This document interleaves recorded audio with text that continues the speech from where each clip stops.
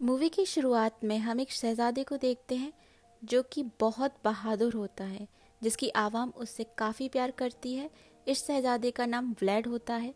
शहजादा अपने कुछ साथियों के साथ नॉर्मल रूटीन चेक के लिए जंगल में जाता है। नदी के पास उसे अपने दुश्मन वर्ल्ड के एक सिपाही का हेलमेट मिलता है, जिसे देखते ही वो समझ जाता है कि दुश्मन मुल्क के लोग उसके मुल्क में घुस आए हैं और ये हेलमेट किसी जासूस का है। दुश्मन मुल्क उन पर हमला करने की प्लानिंग कर रहा है। वो कहता है कि दुश्मन हमारे मुल्क के सबसे बड़े पहाड़ में छुपा हो सकता है। व्लेड और उसके साथी डिसाइड करते हैं कि हमें तुरंत उस पहाड़ पर जाकर उन्हें पकड़ लेना चाहिए, ताकि जो भी संदेश वो दुश्मन मुल्क को देना चाहते हैं वो ना दे पाए।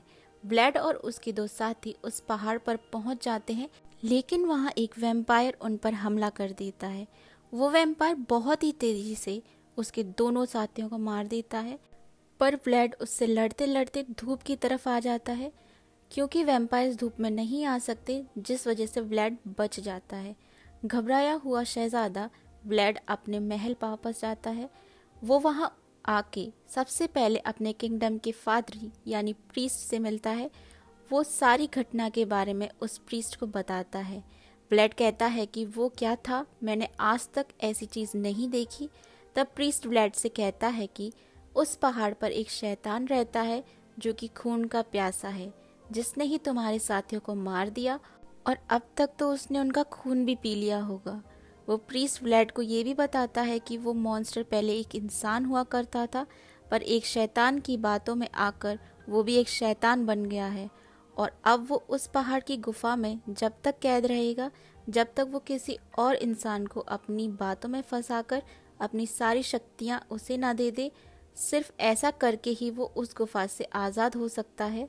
लेकिन अब तक उसे वो इंसान नहीं मिला है जैसा वो चाहता है।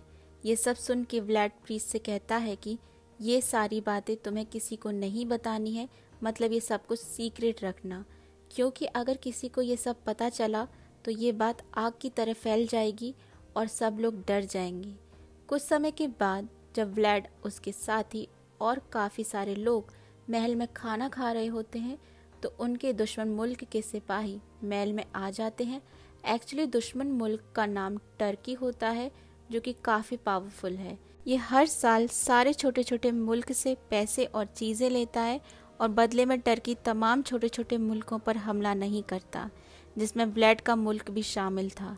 सिपाही पैसों को ले लेते हैं और एक डिमांड रख देते हैं कि हमें इन पैसों के अलावा 1000 यंग लड़के भी चाहिए, जिन्हें हम ट्रेनिंग देंगे और अपनी सेना में शामिल करेंगे। व्लेड इस डिमांड को नामंजूरी देते हुए कहता है कि ये रिवाज काफ़ी पुरानी है और अब वक्त बदल गया है।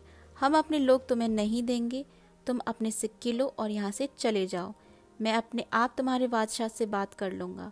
कुछ दिन बाद व्लेड टर्की के बादशाह के पास जाता है, जिसका नाम मेहमद होता है। व्लेड उसे समझाने की कोशिश करता है कि मैं अपनी 1000 यंग लड़के तुम्हें सेना में भर्ती करने के लिए नहीं दे सकता, लेकिन मेहमद कहता है कि मुझे किसी भी हाल में 1000 लड़के चाहिए और अब उनमें तुम्हारा बेटा भी शामिल है। व्लेड वहाँ से गुस्से में वापस आता है। वहाँ से टर्की के कुछ सिपाही व्लेड के बेटे को लेने व्लेड के साथ ही आते हैं, पर व्लेड अपने बेटे को उन्हें नहीं देता, बल्कि उन सबको तलवार से काट कर रख देता है। व्लेड नहीं चाहता था कि उसका बेटा उससे दूर जाए, इसलिए वो उन सब सिपाहियों को मार देता है। व्लेड का एक साथी उसके पास आकर बोलता है कि ये आपने क्या किया, आपने मेहमद के सिपाही मार दिए, अब वो इसका बदला ज़रूर लेगा और हम सबको मार देगा। लेकिन व्लेड कहता है कि मैं कोई ना कोई तरीका ज़रूर निकाल लूँगा और मैं बहुत अच्छे से जानता हूँ कि मुझे अपने मुल्क की कैसे हिफाजत करनी है। वो ये कहते ही अपने घोड़े पर बैठता है और उसी वैम्पायर वाले पहाड़ की तरफ जाने लगता है। अब वो उस पहाड़ पर पहुँच जाता है। वो उस गुफा में एंटर करता है और उस वैम्पायर से मिलता है। व्लेड उसे अपने मुल्क को बचाने के लिए उस वैम्पायर से मदद मांगता है, क्योंकि उसे अपने हर उस माँ की फिक्र थी जिसके बच्चे मेहमद ने मांगे थे। उस वैम्पायर को भी वो आदमी मिल चुका था जो बहादुर, ताकतवर और स्किलफुल है, जिसे वो अपनी पावर्स दे के इस ईविल कर्स से वापस एक नॉर्मल इंसान बन सके। यहाँ दोनों को एक दूसरे की ज़रूरत थी।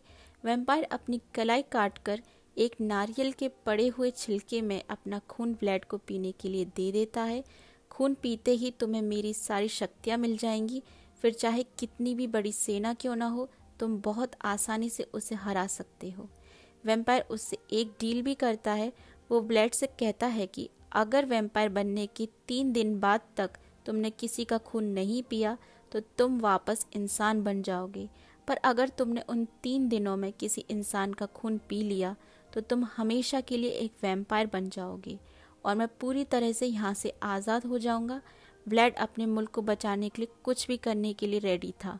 वो वैम्पायर की डील को एक्सेप्ट कर लेता है और वो उस खून को पी लेता है।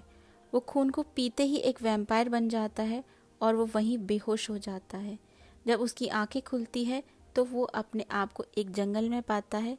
उसे महसूस हो जाता है कि वो बहुत ज़्यादा पावरफुल हो चुका है। वो बहुत तेज़ भागने लगा है और उसे दूर दूर तक की चीज़ें क्लियर दिखने लगी है। उसके वैम्पायर होने की वजह से अब चमगादड़ें यानी बैट्स उसकी मदद कर रही हैं। उसे समझ आ जाता है कि अब वो रेडी है दुश्मन मुल्क के सिपाहियों से लड़ने के लिए। व्लेड जब अपने महल पहुंचता है तो वो देखता है कि टर्की के बहुत सारे सोल्जर्स उसके महल पर तोपों से हमला करना शुरू कर चुके हैं। उन सब से लड़ने के लिए व्लेड अपने महल से निहत्था और अकेला निकलता है। वो तेजी से भागता हुआ सोल्जर्स के पास आ जाता है और उन पर हमला करने लगता है। टर्की के कई हजार सोल्जर्स वहाँ होते हैं। व्लेड उनसे अपने हाथों से, तलवार से और कई तरह के हथियारों से अकेले ही लड़ रहा होता है। वो थोड़ी ही देर में टर्की के सारे सोल्जर्स को मार देता है।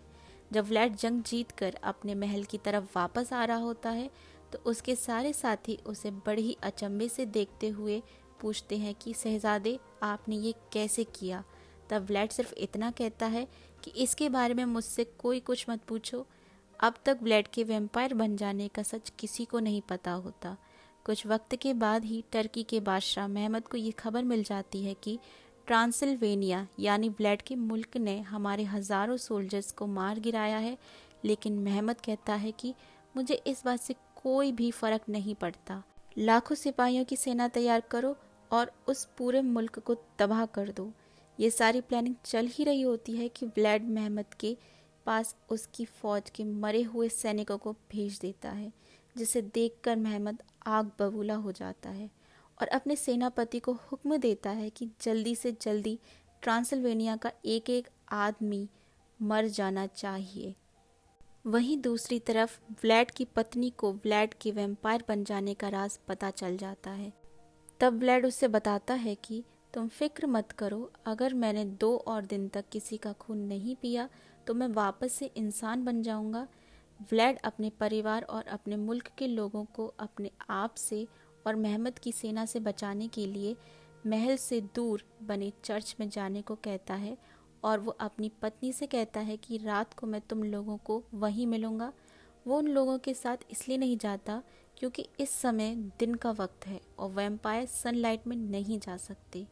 व्लेड के मुल्क के लोग चर्च की तरफ जा रहे होते हैं, लेकिन रास्ते में ही टर्की के कुछ सोल्जर्स इन पर हमला कर देते हैं, जिसमें ट्रांसिल्वेनिया के काफ़ी लोग मारे जाते हैं।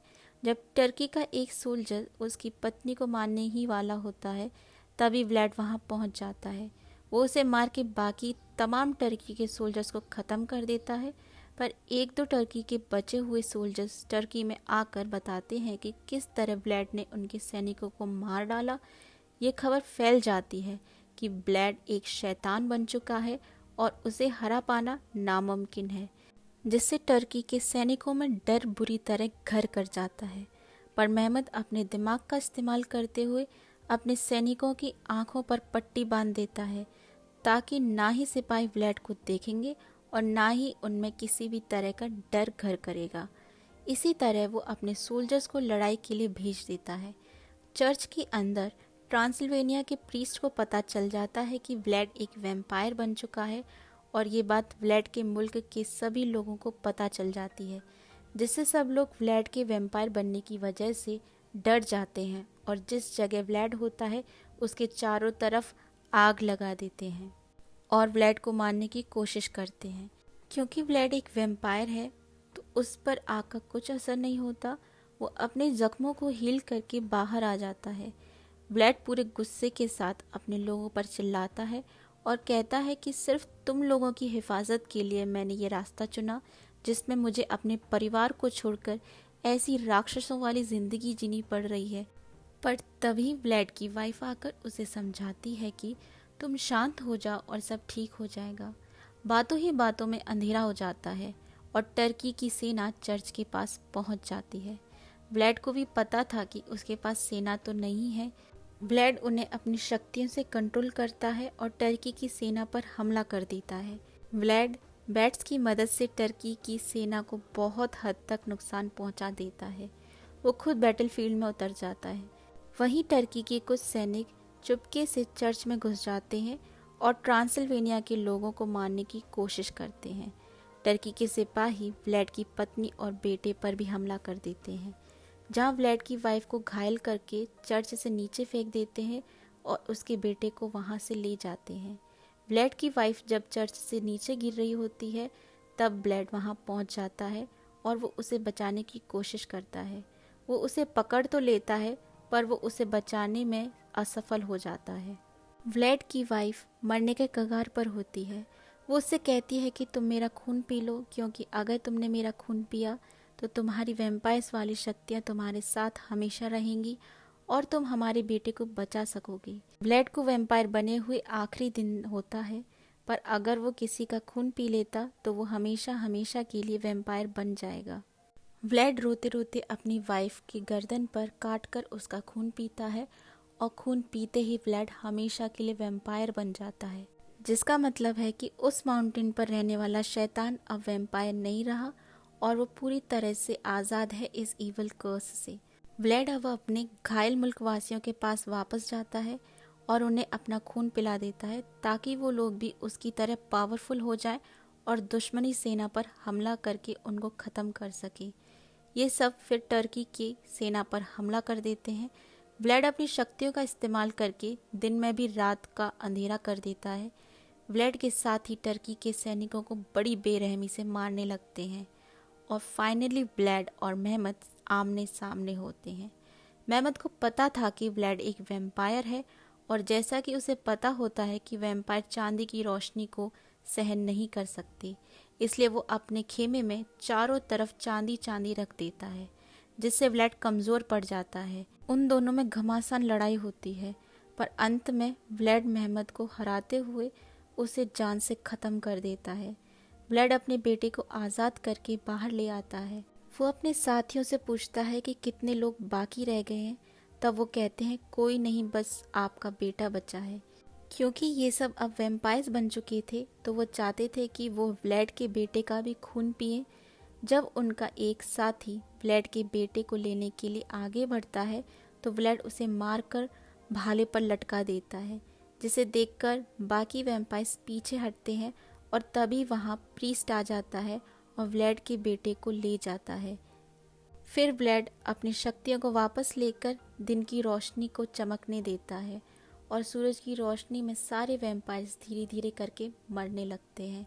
व्लेड के बेटे को ट्रांसिल्वेनिया का अगला शहजादा बना दिया जाता है। फिर हम एंड में देखते हैं कि ट्रांसिल्वेनिया का ही एक बचा हुआ आदमी व्लेड के मरे हुए शरीर के मुंह में खून डालता है, जिससे व्लेड जिंदा हो जाता है और मूवी की सैड एंडिंग होती है। अगर आपको ये मूवी की एक्सप्लेनेशन पसंद आई हो तो subscribe to my channel and thanks for watching the video.